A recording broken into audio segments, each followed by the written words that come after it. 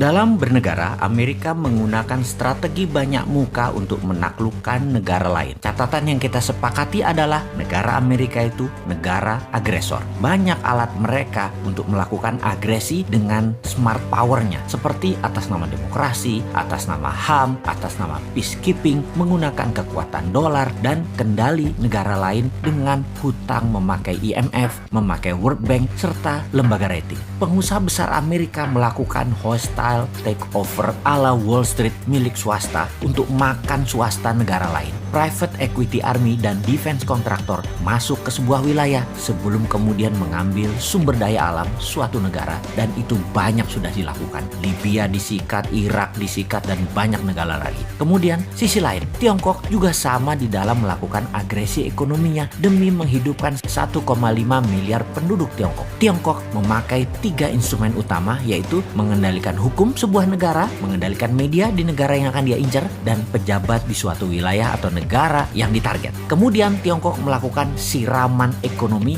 melalui BUMN Tiongkok, uang Tiongkok, SDM Tiongkok, dan teknologi Tiongkok. Indonesia kalau bersama Mardigu Nation New Mind akan juga merubah permainan. Kita tidak akan mau kena instrumen Tiongkok dan tidak akan pakai lagi instrumen Amerika. Jadi ketika mendapatkan mandat siapapun New Mind, maka saran terpentingnya akan diubah pertama-tama adalah posisi Bank Indonesia. Kemudian Kementerian Pertahanan. Kementerian tersebut bukan bertahan dengan menguatkan bedil persenjataan dan mesin perang fisik, namun membangun 5 garda penyerangan. Sungguh, apa yang saat ini manajemennya di Kementerian Pertahanan hanya 1/5 dibandingkan apa yang akan kita bangun dalam Kementerian Perang atau Minister of War atau Department of War ala New Mind. Di negara berdaulat dan negara besar, Kementerian Pertahanan manajemennya dan actionnya sudah berubah sejak 20 tahun yang lalu. Indonesia sudah memiliki banyak panglima, menteri pertahanan, namun sayangnya semuanya old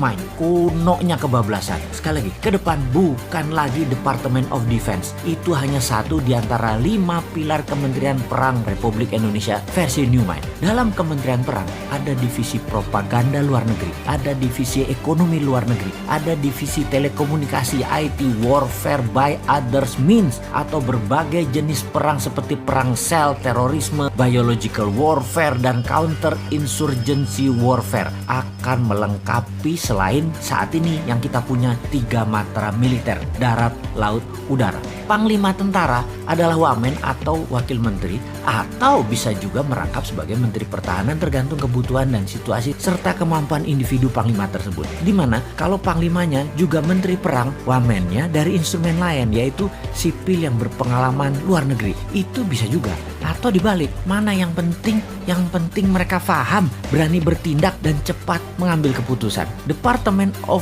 Homeland Security adalah kementerian yang membawahi kepolisian. Kepolisian sekarang tidak direct ke presiden, tapi di bawah kementerian. Kementerian Homeland Security dan National Defense Council di bawah Menko Pertahanan, Keamanan, dan Perang, Menko PKP. Ini nomenklatur kementerian baru. 3 pilar Mardigu Nation itu sederhana. Itu diwakili 1 Menko Ekonomi dan SDM, 2 Menko PKP, Hukum dan Politik, dan 3 Menko Kesra dan HAM. Di dalam membangun kekuatan serang, maka pasukan elit Densus Gultor menjadi 1. Densus di dalam, Gultor serang keluar, dan ofensif ke negara lain. Ini di bawah National Security dan Defense Council. Jadi kalau ada kementerian ditambah, pasti ada kementerian yang dikurangi atau ditutup. Maka Kementerian Tenaga Kerja akan jadi Dirjen Tenaga Kerja di bawah Kementerian Pendidikan. Juga Kementerian Pemuda dan Olahraga masuk ke Kementerian Pendidikan. Kementerian Sosial akan hilang, langsung dikasih ke Pemda, dinas sosial di pemerintahan daerah masing-masing. Kementerian Peranan Wanita ditiadakan,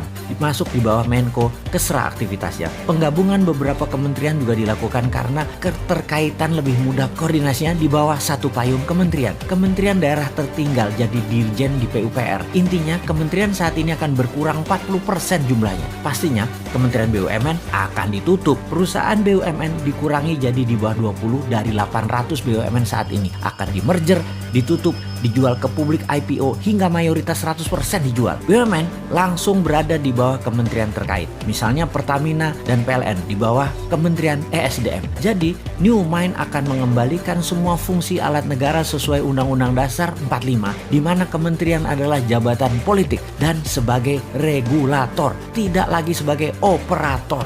Kemudian pastinya swasta nasional pengusahanya termasuk UKM boleh membangun dan berbisnis sama dengan Pertamina serta PLN. Boleh punya sumur minyak sendiri, penyulingan minyak sendiri, distribusi hingga SPBU. Begitu juga di listrik, bisa membangun power plant sendiri, distribusi transmisi kabel sampai ke konsumen. Percayakah ternyata harga BBM bisa lebih murah dari sekarang, harga listrik bisa lebih murah dari sekarang, serta menjangkau seluruh wilayah Indonesia karena swasta yang bergerak. Makanya New Mind itu heavy on private, kalau Old Mind itu heavy on government. Bersama Old Mind rakyat hanya disuruh nonton serta keprok-keprok tok. Bersama New Mind UKM terbang menaklukkan dunia.